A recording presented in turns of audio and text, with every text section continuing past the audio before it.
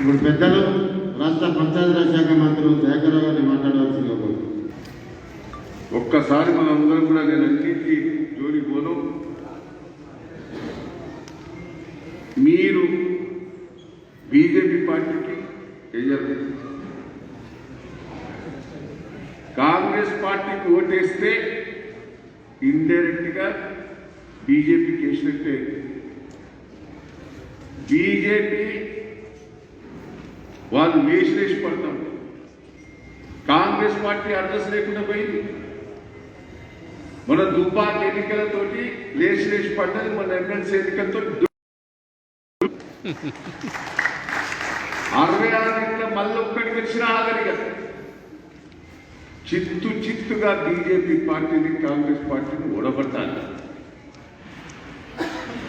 నేను ఇక్కడున్న పాస్టర్లందరికీ కూడా విజ్ఞప్తి చేస్తున్నాను, మీ ఓటు కాదు ఇక్కడ మీరు చెప్పేది, మీరు 10 మందికి చెప్పి ఓటేయించాలి.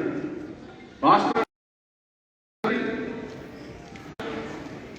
మీరు చెప్తే అందరు గురించారు. ఇక్కడ నాకు మీరు స్టేజ్ కింద వాళ్ళందరూ కూడా దగ్గర పరిచయాలే, స్టేజ్ కింద వాళ్ళు కూడా అందరూ తమ్ముళ్ళు చెల్లెలే ఉన్నారు, చాలా మంది పరిచయం ఉన్నారు.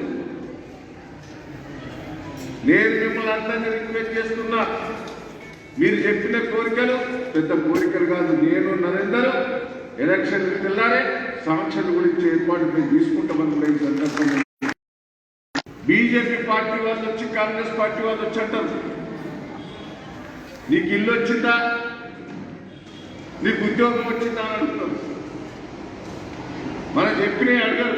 అలా కొద్దిగా 5 నిమిషాలు చెప్పు. మనకు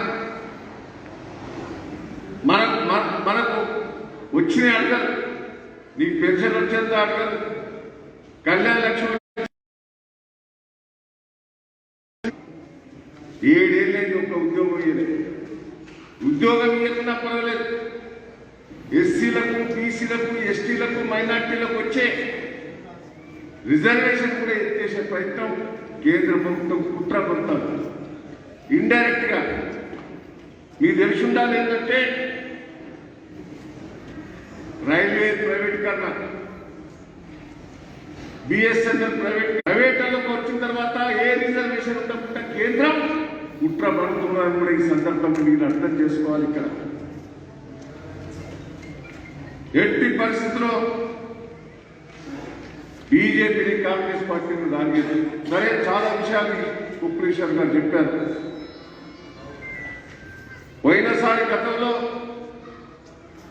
గత 5 ఏళ్ళు కాంగ్రెస్ ప్రభుత్వంలో ఇప్పుడు 812 కోట్లు ఖర్చు పెట్టింది గతంలో.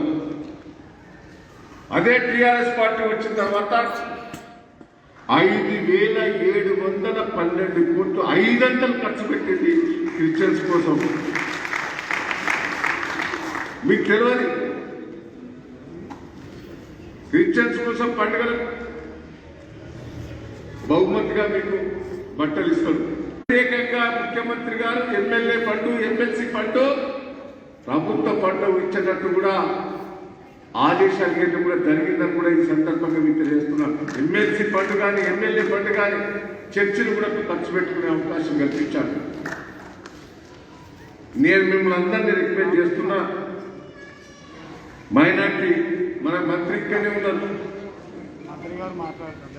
చాలా మంది అనుకుంటారు మైనార్టీలకు కాలేజీలు, రెసిడెన్షియల్ స్కూల్ అంటే ముస్లింస్ అనుకుంటారు. ముస్లింస్ కాదు, మైనార్టీస్ అంటే క్రిస్టియన్స్ కూడా ఉంటారు. వాళ్ళకు కూడా మీకు సీట్లు వచ్చే అవకాశం కల్పించింది కేసీఆర్ గారి ప్రభుత్వాన్ని కూడా ఈ సందర్భంగా మీకు తెలియజేస్తున్నాను. నేను మిమ్మల్ని అందరినీ రిక్వెస్ట్ చేస్తున్నా, నాకు ఇక్కడ క్రిస్టియన్స్ వాళ్ళు, చర్చి ఫాదర్స్ కానీ, పాస్టర్స్ నుంచి కూడా సన్నిహిత సంబంధాలు నేను 30-40 సంవత్సరాల నుంచి. మీకు మంచి ఎమ్మెల్యే ఒక నరేందర్ ఉన్నాడు.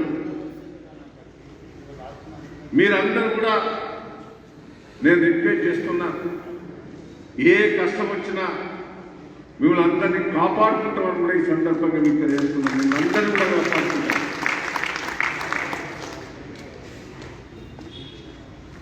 మాకు ఈ కార్పొరేషన్ ఎలక్షన్లో ఎక్కడ కూడా జిద్దుగా గెలిపియండి. ప్రతి పాస్టర్ ఉన్నదే 4 రోజులు ఛాలెంజ్గా తీసుకోవాలి. ఏ పాస్టర్ ఎక్కడ కష్టపడతాడో రిపోర్ట్ నాకు ఉంటుంది. మీరేదో పైకి చెప్పుడు కాదు, మీరు చెప్తే ప్రభువు చెప్పినట్టే అని కూడా భావిస్తారు భక్తులంతా కూడా. మీ మీద అంత విశ్వాసం ఉంటుంది. ప్రభు నాకెంత ఆశీర్వాదం ఉన్నదో మీకు తెలియదు. ఎందుకంటే నేను 40 ఏళ్ళ నుంచి గెలుస్తున్నా అంటే ఆ ప్రభు ఆశీర్వాదం కూడా ఈ సందర్భంగా మీకు తెలియదు.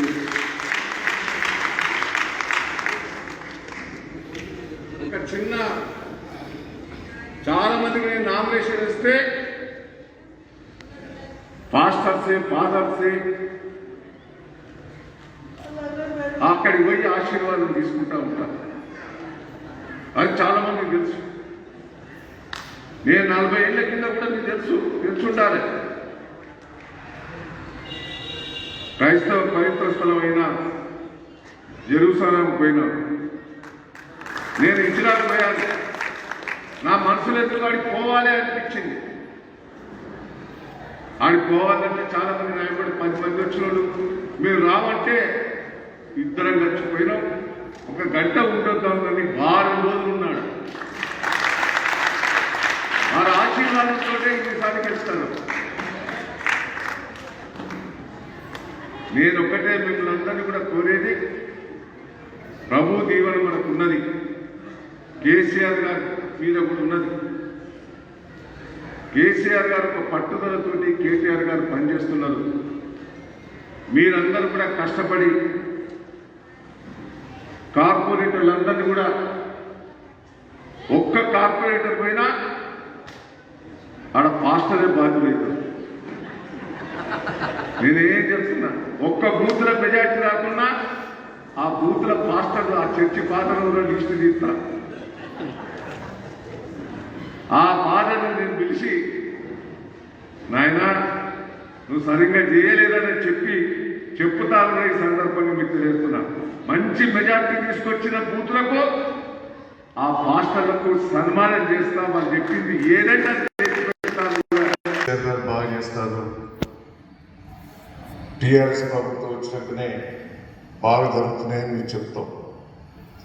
కానీ ఒకసారి విశ్లేషణ కూడా చేసుకోవాలి. ఏ రాష్ట్రంలో ఏం జరుగుతుంది, మన రాష్ట్రంలో ఏం జరుగుతున్నది, గత ప్రభుత్వాలలో ఈ క్రిస్టియన్స్ గురించి మైనార్టీ గురించి గత ప్రభుత్వాలు ఏం పట్టించుకున్నాయి అనేది ఒకసారి విశ్లేషణ చేసుకోవాలి. ఎలక్షన్లు వచ్చిన వెంటనే మన బాధలు చూస్తాడు వాడు. ఆ బాధ చూసి ఆ బాధ మీదనే కొడతాడు వాడు. అరే నీకు ఇల్లు వచ్చిందారా, నీకు ఉద్యోగం వచ్చిందారా అని ఇట్లా రెచ్చగొట్టేటోళ్ళు ఈ మధ్యన బీజేపీ వాళ్ళు బాగా తయారు. కానీ 2 కోట్ల ఉద్యోగాలు కేంద్రం ప్రతి సంవత్సరం ఇస్తారని చెప్పి ఒక్క ఉద్యోగం ఇవ్వలేదు. ఆయనే మాట్లాడతాడు, తెలంగాణ రాష్ట్రం మేము 1,30,000 ఉద్యోగం ఇచ్చినా ఇంకా చాలా మంది నిరుద్యోగులు ఉన్నారు. ఆ ఉద్యోగం రావడానికి తెలంగాణ రాష్ట్రానికి ఉద్యోగం ఇచ్చిందని రెచ్చగొడతాడు. అసలు కేంద్రం ప్రతి సంవత్సరం 2 కోట్ల ఉద్యోగాలు ఇస్తున్నారని 7 ఏళ్ళ నుంచి ఒక్క ఉద్యోగం ఇవ్వలేదు. అది పక్కకు పోతుంది. రిజర్వేషన్ ఇంప్లిమెంట్ చేస్తానని వాళ్ళు మాట్లాడుతున్నారు బీజేపీ. కానీ ఇవాళ కేంద్రంలో కొత్త కొత్త చట్టాలు వచ్చినాయి. మొత్తం ప్రైవేటీకరణ చేస్తున్నది. ప్రైవేటీకరణ చేస్తే ఎస్సీ ఎస్టీ మైనార్టీ బీసీలకు ఉద్యోగాలు రావు. అంటే ఈ రిజర్వేషన్ ఎత్తేయాలనేది బీజేపీ కేంద్ర ప్రభుత్వం కుట్రమంటుంది. ఇప్పుడు రైల్వేలు ప్రైవేటీకరణ చేస్తుంది, బిఎస్ఎన్ఎల్ ప్రైవేటీకరణ చేస్తుంది. ఎయిర్పోర్ట్ ప్రైవేటీకరణ చేస్తారు. ప్రైవేటీకరణ చేసినాక మరి రిజర్వేషన్ పాటిస్తారా? ఇండైరెక్ట్గా ఈ రిజర్వేషన్ ఎత్తేయాలనేది కేంద్ర ప్రభుత్వం పాలసీ. అంటే ఇవన్నీ కూడా వాళ్ళు తప్పుడు చేసి సరే కొంతమంది బీజేపీ మీద కోపం వాళ్ళు కొంతమంది టీఆర్ఎస్ పార్టీకి ఇస్తారు, కొంతమంది కాంగ్రెస్ పార్టీకి ఇస్తారు. కాంగ్రెస్ పార్టీకి ఓటేస్తే అది గెలిచేది లేదు, పోయేది లేదు. ఇండైరెక్ట్గా బీజేపీకి సపోర్ట్ చేసినట్టే అవుతుంది. అది ఖచ్చితంగా బీజేపీని ఎదుర్కొనేది ఏకైక పార్టీ టీఆర్ఎస్ పార్టీ అనేది చెప్పాలని సందర్భంగా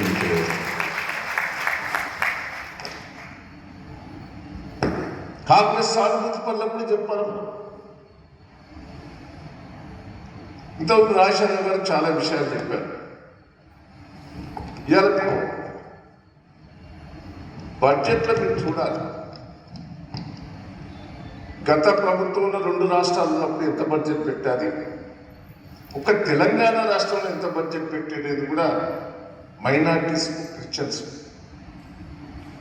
అప్పుడు ఒక్క రూపాయి కూడా ఈ క్రిస్టియన్స్ పెట్టకపోయేది. అప్పుడు చర్చిలకు కానీ, చర్చిలకు కమ్యూనిటీ హాల్స్ కానీ, ఎమ్మెల్యే ఫండ్స్, ఎమ్మెల్సీ ఫండ్ రాష్ట్ర ప్రభుత్వం 1 రూపాయి ఖర్చు పెట్టొద్దని ఆర్డర్స్ ఉన్నాయి. కేసీఆర్ గారు వచ్చిన తర్వాత ఎమ్మెల్యే ఫండ్స్, ఎమ్మెల్సీ ఫండ్స్ రాష్ట్ర ప్రభుత్వం చర్చిలకు పెట్టొచ్చు అని ఆదేశాలు ఇచ్చింది ఏకైక ప్రభుత్వం కేసీఆర్ గారు. అంతకుముందు నా దగ్గరికి మా చర్చికి ఏదైనా సాయం చేయండి సార్ అంటే నేనే 5,000 10,000 ఇచ్చేది, ప్రభుత్వం నుంచి పెట్టే పరిస్థితి లేదు. ఇప్పుడు నా నియోజకవర్గంలో చర్చిని అన్ని ప్రభుత్వం తరఫునే కట్టిస్తాను.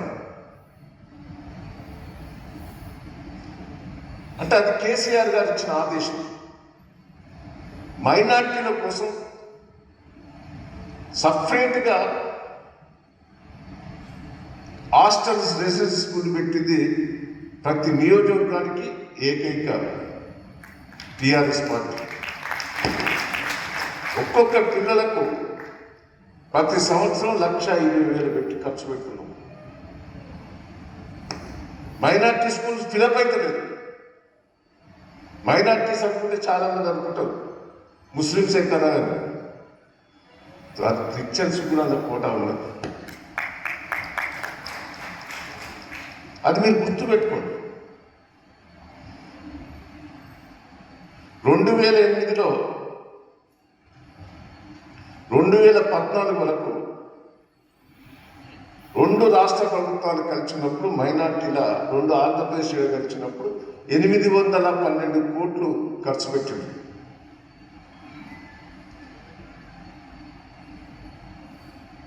ఈ 6 ఏళ్లలో కూడా తెలంగాణ ప్రభుత్వం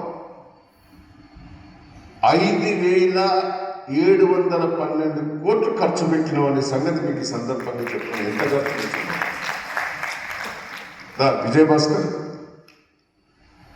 పాపం వినయ్ భాస్కర్ వచ్చేటోడే కొద్దిగా ఇన్ఫెక్షన్ అయింది, ఫుడ్ ఇన్ఫెక్షన్ కాబట్టి రాలేకపోయాడు. నన్నే సపరేట్గా పోయి వాళ్ళకు వాళ్ళ ఆశీర్వాదం తీసుకోమని నన్ను తోలటం కూడా జరిగిందని కూడా ఈ సందర్భంగా తెలియజేస్తున్నాను. వాళ్ళ బ్రదర్ని తోలిచ్చిండు. ఈ బడ్జెట్లో హైయెస్ట్ పెట్టాము. 1,606 కోట్లు మైనార్టీస్ కోసం, క్రిస్టియన్స్ కోసం పెట్టాము. నేను మిమ్మల్ని అందరినీ కూడా కోరేది ఒకటే, క్రిస్టియన్స్ పండుగకు నేనంటే నాకు వ్యక్తిగత అభిమానం ఉండేది కానీ పోతున్నాను. ఎవరైనా MLAs, collectors, MROs, police department, ఎంపీపీలు, జెడ్పీటీసీలు ఎక్కడైనా ఉంటే వ్యక్తిగతంగా మీరు పిలిచిపోయారు, కానీ అఫీషియల్గా పోయింది ఒక కేసీఆర్ గారి ప్రభుత్వమే కదా. అఫీషియల్గా పోయారు. ముఖ్యమంత్రి గారు ఆదేశాలు ఇచ్చారు. డైరెక్ట్ ఎమ్మెల్యే, ఎమ్మెల్సీ, ఎంపీపీలు, జెడ్పీటీసీలు, కలెక్టర్స్ ఆ పండుగలో పాల్గొనండి,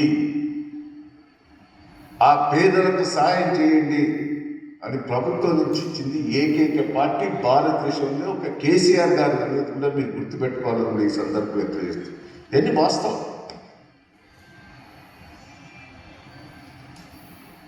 నేను మిమ్మల్ని అందరినీ రిక్వెస్ట్ చేస్తున్నాను, మీరు ఓట్లేసుడు కాదు, వీడు ఉన్నోళ్ళందరూ ఓట్లేస్తారు. ఓట్లేయించే శక్తి మీ దగ్గర ఉండదు.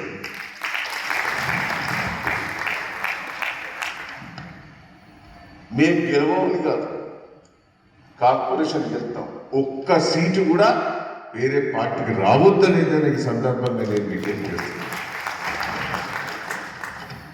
ఒక్క దుబ్బాకి గెలుచుతో ఆగినా ఈ పడ్డారు. ఇక తెలంగాణ రాష్ట్రంలో మొత్తం బీజేపీ కొట్టుకుపోతానన్నట్టు చెప్పి మొన్న గ్రాడ్యుయేట్ ఎన్నికలలో 4th పొజిషన్ పోయేవారికే ఇక అయిపోయింది రాని ఇప్పుడు వచ్చింది. ఒక్కటి చేసినా ఆగదు,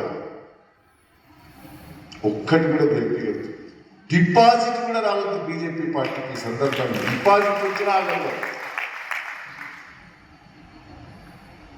నేను మిమ్మల్ని ఇంకో విషయం కూడా రాజేశ్వరరావు గారు చెప్పొచ్చు, మీకు సపరేట్గా రాష్ట్ర ప్రభుత్వం విలువగల జాగా హైదరాబాద్ హెడ్ క్వార్టర్లో ఈ క్రిస్టియన్స్ వాళ్ళు పేదవాళ్ళని చదువుకున్నది కానీ ఆడ హాస్టల్ కానీ ఏదైనా ఏర్పాటు చేసుకున్నందుకు హైదరాబాద్ హెడ్ క్వార్టర్లో పేదోళ్ళు వచ్చి ఓటర్ల పంట ఉండే బదులు కంటే ఒక 2 ఎకరాలు దాదాపు 20-30 కోట్ల విలువగలదు ఒక్కొక్కటి హెడ్ క్వార్టర్లో 2 ఎకరాల భూమి ఇచ్చింది కేసీఆర్ గారు. మళ్ళీ పైసలు ఉన్నాయో లేవో అని 10 కోట్లు కూడా ఇచ్చింది, బిల్డింగ్ కట్టుకున్నాడు.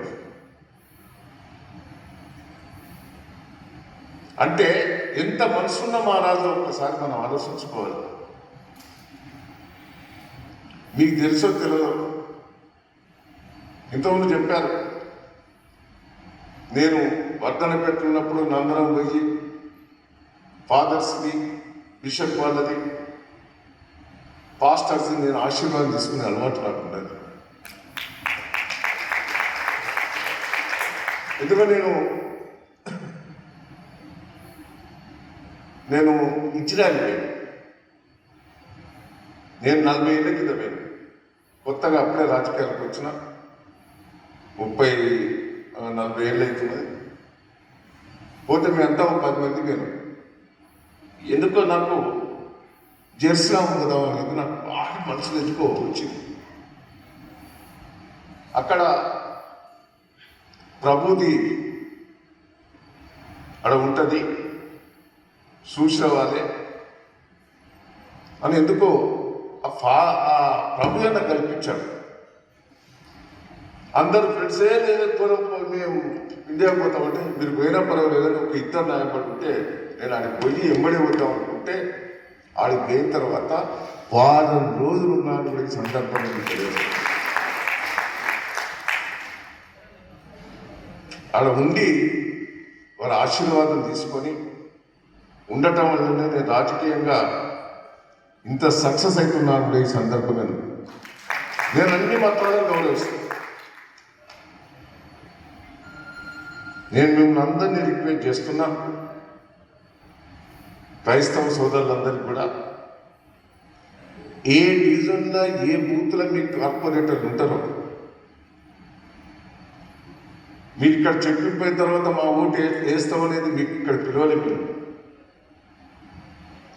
మీరందరూ ఇంపార్టెంట్ పర్సన్స్. బహిరంగంగా ముందడబడి పాస్టర్స్, ఫాదర్స్ చర్చిలలో కూడా ఎట్లయితే మీరు గతంలో పనిచేశారో అదే రూపంగా మీరు ఆ కార్పొరేటర్ను ఆడ ఉన్న వాళ్ళని కలిసినా కలపకుండా మీరు ముందడపడి పనిచేయాలనేది కూడా ఈ సందర్భంగా నేను విజ్ఞప్తి చేస్తున్నాను. పాపం వినయ్ భాస్కర్ ఆరోగ్యం కొద్దిగా ఇబ్బంది ఉన్నది కాబట్టి కొద్దిగా ఫుడ్ ఇన్ఫెక్షన్ లేదు కాబట్టి రాలేకపోయారు. నేను మిమ్మల్ని అందరినీ రిక్వెస్ట్ చేస్తున్నా, ఇంతవరకు అది పెద్ద పనులు కాదు. మా రాజేశ్వరరావు గారు మీకు చెప్పింది, మీరు దాన సంస్కారాలు చేసుకున్నందుకు నేను ఇప్పుడే కమిషన్తో మాట్లాడితే ఎలక్షన్లు తెల్లారి మీరు రాండి, ఎంత డబ్బు కావాలో అంత ఇమీడియట్ ఇచ్చే ఏర్పాటు చేస్తే దానికి అందుగా డబ్బు కూడా ఉన్నది. ఇప్పుడు మనకి ఇబ్బంది లేదు. కార్పొరేషన్లో ముఖ్యమంత్రి గారు మొన్ననే 300 కోట్లు ఇచ్చాడు. కొంత ఖర్చు పెట్టని ఉన్నాయి. తప్పకుండా ఈ చిన్న కోరికలు మీరు కోరుకునే 2 కోరికలు కూడా తీర్చే బాధ్యత నాదని కూడా ఈ సందర్భంగా మీకు తెలియజేస్తూ, ఈ అవకాశం ఇచ్చి మీకు ఇది కాదు కేసీఆర్ గారు కేటీఆర్ గారి నాయకత్వాన్ని ముఖ్యంగా నేను చాలా సంతోషపడుతున్నాను. కేసీఆర్ గారి ఆరోగ్యం బాగుండాలని బిషప్ గారు, ఫాదర్స్, పాస్టర్స్ మీరందరూ కూడా ప్రభు ఆశీర్వాదం తీసుకున్నందుకు, మంచి ప్రార్థన చేసినందుకు ప్రత్యేకంగా కృతజ్ఞతలు, ధన్యవాదాలు తెలియజేస్తూ, ఈ గెలుపులో మీ పాత్ర ఉండాలని నేను మరొక్కసారి మీ అందరూ కూడా రిక్వెస్ట్ చేస్తూ, ఈ అవకాశం ఇచ్చిన మీ అందరికీ కూడా పేరున కృతజ్ఞతలు, ధన్యవాదాలు.